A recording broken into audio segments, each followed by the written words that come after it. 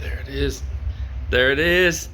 There it is. It's going in the air. Here we go. It's in the air. It did it. It's going. Holy cow. Oh, landing place. Do your thing, landing place. Come on, come on. Keep it in the air. Wish the camera back up. We say, oh, it's gonna go down. It's gonna blow up. Oh man, come on, don't. Is that it? Come on, come on. I wish we could see through the dust. Oh man, not good enough footage. What's happening, man? It's hitting the cloud of smoke and dust.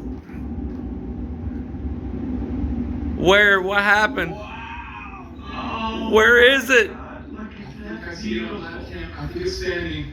Beautiful. Where is she at? Beautiful. Oh man, come on, you big beautiful ship. Legs down. You big water tank, you. Silhouette a little bit on that cam. Is it gonna be setting? It's standing. All right. Watching history in the making. Holy cow. Oh my God, they finally did it. The launch pad, it did not like that. Oh, At right. all. Man, I'm super excited. Well, I am super excited. I'm a big time space fan. Always have been my whole entire life. That's my nerd side of me. And I have no shame in that. I love it. That's something I had in common with my brother as well, is that we loved all of the space and aeronautic stuff. We used to go to airplane shows together and stuff as well. That was a common thread. Rock and roll, music, him being in the entertainment industry, and all of the flight stuff, man, the space stuff.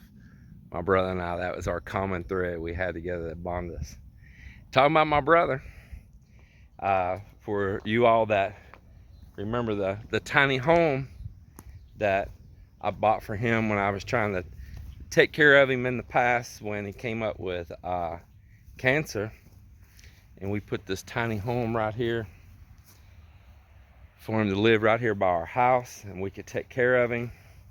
And he ended up not being in there very long, you know. Things happen kind of quicker than we expected. Well, then I put Cap in this house, and Cap stayed here for 6-7 months, and he went up and moved to be near his 89-year-old mother. And the house was sitting here empty. I didn't want to rent it again, and I put it on Facebook Marketplace, and it sold pretty quick. And a lady bought it for her daughter. She done paid me for it. So the tiny house, the shed to house conversion, it's sold. It's no longer mine. I'm trespassing. I got to get out of here. So pretty excited about that. Really excited about it, actually. When we put this here, we didn't plan on it always being here. That was just something I did to help my brother out. We thought that he was going to be around for 2 to 5 years in his condition, and we were willing to adjust our lives and stop our traveling and everything to be there for my brother. And that's why I made such an investment in work to put that there for him. But God called him on home. And I never did finish the roof on the porch because I had a feeling that it wasn't going to be here long term. I wasn't going to put that kind of work into it. So it's gone. Meanwhile, as you see, I got my fifth wheel out, hooked on the truck. We're upgrading some cabinets inside of it right now. I'm going to change the flooring out.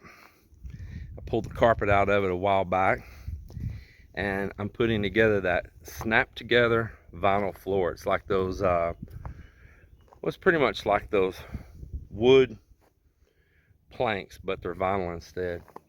I'm putting that down in there and getting rid of carpet work and just sweep it out, especially where I like to go to off-road places. It's one of the reasons we use this little bit older fifth wheel, is because you know, it can get knocked and banged a little bit and brushed by tree limbs and stuff, and some back mountainous places I like to go without crying so when it gets scratched or beat up. That's a nice thing about having some older stuff, you know. So right now we're having a hard time going on a trip back to the Philippines. This time, right now, this time last year, we were there. We were working on the house, and you all were watching it with us. And we were starting the foundation part on it, you know, and the dig out and all that. You all remember. And so we had to leave. We had to leave in March. You can watch the videos on that of our escape out on the final flight off the island of Iloilo. I think later on they went ahead and added some sweeper flights after we were gone. But at the time, that was our last chance out.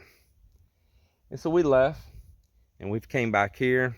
We've been doing projects here and me baling hay and just working our tail ends off. But every year for the past 15 years, I am gone right now. I'm gone. Every year for 15 years. I have like a schedule built into my body clock. And I would leave July, August, and over into September every single year. And here I am this year. I'm here. And I feel weird, you know, I feel strange, like, and I feel like I belong in the Philippines, you know. I mean, 15 years, this has been my schedule, 15 years of going back and forth 2 to 3 times a year and living this dual life between the Philippines and the United States. So I'm a little bit lost right now, just to tell you the truth. I decided if I can't be on a big old jet airplane, I'll just get out this old fifth wheel and I'll call it my 747. You know, them 747s, they're high in the front and then they swoop down in the back like that does. So this will be my 747, and Mel and I, we're gonna take the 747 out for a flight, for a trip. So we're preparing for that, and we're gonna take a little break from all this while it's mega hot, and probably about maybe after another week and a half, because we got a few more things to get done. I got rid of renters here next to us. Had some renters, hadn't been in there very long. Right off the bat, boom, they're already behind $1,000 and counting, because the electricity is in my name and it was going up too. And they couldn't pay, and they really weren't doing other things like mowing and the care and all right from the bat, right off the bat, that it's not going right. So instead of getting into a battle with them or anything, I said, look, don't pay me no more money, because I know you're gonna need that money to get another place. Just go. Just go. You just go and we'll all be good, because I think they really need to be back close to the city. And of course, like always, then I didn't tear my house up. Thank God they didn't tear my house up. They were really good. The house is in great shape. Kudos to them for that. Thank you. You did not destruct nothing. They did leave an old refrigerator on me, but I done gave that away, so that's all right. Left a couple bags of trash. Not a big deal. They didn't tear my house up. Thank you. Thank you. And I think they need to be back at the city. They were really alarmed by the animals and stuff here, and I don't know. I just think that this country life was a little bit more shocking to them than they thought it would be. Well, meanwhile, we've got another set of renters that have squatted on me for months, and they used the COVID-19 thing, and their rent problem started before the COVID-19 thing. But I was in the Philippines, and I told Patrick, don't put them out right in the middle of winter. If the house is empty and we get a hard freeze and nobody's in it, I could take a lot of damage and pipes bust and stuff.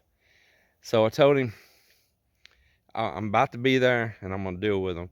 Well, I tried to be nice, give them benefit of the doubt. They were having a hard time, and tried to work with them. But man, they just, that slapped me back in my face. That being a nice guy thing does not work. So instead, they saw it as a weakness, and not as, not as kindness and a strength. They saw it as a weakness, and they exploited that weakness in me. And then when the Texas wouldn't let you evict anybody, Trump did the CARES Act. Now, I didn't follow underneath the CARES Act on evictions because I don't have any government supplemented rent.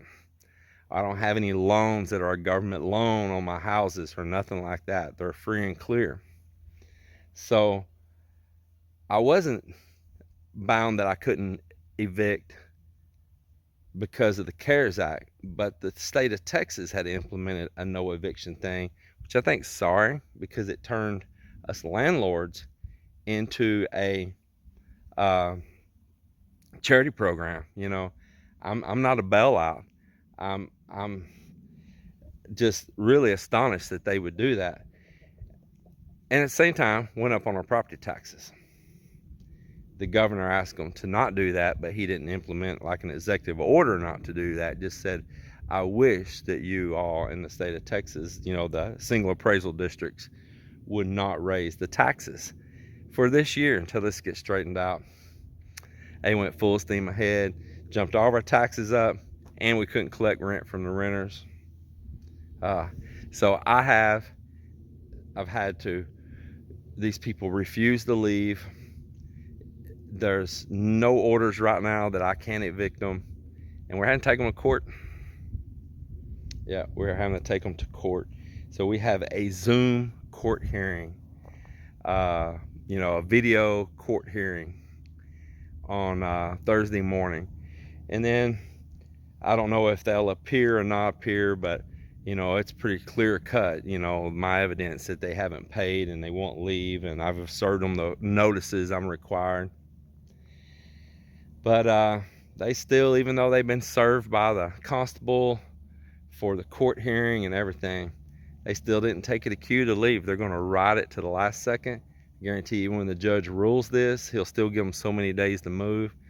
I guarantee you they're going to drag it to the last drop. I swear they are. But I'll never rent that house again. I've already got plans for that house leaving there as soon. I've already got plans for that house as soon as they leave. So we are just knocking places out. And some of you asked what's happening over there at the house that the other renters tore up and left such a mess. Well, I had to pay a trash service. They brought a big old trailer with high sides. They may have some video clip here I'll probably show. And they hauled off a 16-foot with 4-foot side trailer full of stuff, and there was still stuff left behind. I hired a gentleman off some handyman flyers that was around somewhere. They left a whole bunch of furniture inside and abandoned behind. They took my refrigerator, but they left a bunch of junk furniture behind. Probably wherever they were going, probably didn't have no room for it. And lots of garbage. The walk-in pantry had bags of trash and disgust, and oh man, it's been a mess. And we've been over spraying, trying to kill bugs and everything else, but we've got the house pretty cleaned up. I don't have any video here right now and show you, but it's pretty straightened up outside and inside. Patrick has come help me. Patrick's stepson's come help me. Melinda's been working diligently. I've been working diligently, and we had a guy that handyman was flaky. He would show when he wanted. He's kind of lazy, but he did get a little bit of progress done. So I've got to go in, bought a new bathtub. I'm gonna set in the bathroom, finish the stuff. I bought a new door to put on one of the bedrooms, and just different things, and we're getting it in order, and I guess I'm gonna sell that one. But we're downsizing our life, and we're gonna take all this negative energy out. We're not going to be in a position that we're bound down with this stuff and stressed out so that we can enjoy our life. So if these things are just making you money and that money is not essential, I mean, of course everybody wants to make more money, but you only need so much to live and be happy. And I like to live simple. I don't care nothing about buying brand new things. We like to self-sustain, grow our own food, make our own energy when we can, all these things. So I can live pretty comfortable. And so if these things are causing me so much stress to make that additional income, they're not worth it. If they're going to be the death of you, if they're stressing you so that you're getting angry and mad and you can't rest and you're mad at the government and you're mad at the people and you're mad at the world, it's time for those things to go. Life is too precious. Life is too precious. So today I got news that Trump is popping off about signing an executive order to stop all evictions. I'm not a stimulus package. You know, I have to pay taxes on these homes. I have to pay upkeep, and these people, they're not paying nothing and they don't respect and don't care for it. I am shocked. Basically, you're turning all landlords, property owners, into a bailout program for the people. And you might think we're getting rich off these, but we're not. We're not. And I can see it doing it with big corporations, big government funding housing and all, but not us little mom and pop guys like myself. So anyway, I'm gonna wrap this on up. It's kind of getting long, but we're removing these negative things out. We're downsizing on the rentals. We're just gonna keep just a couple places and go back to smiling, lose some of this stress right here, and get back really happy again. And y'all haven't seen much from us because we've had a lot going on. We appreciate you sticking with us. And go SpaceX, go Elon Musk, go on to our future and something positive. Stay positive every day. Stay happy every day. Remember, what had you upset yesterday, then when that sun rises again tomorrow, it's a whole brand new day and you got a clean slate again. Take care. We love you. See you the next go around.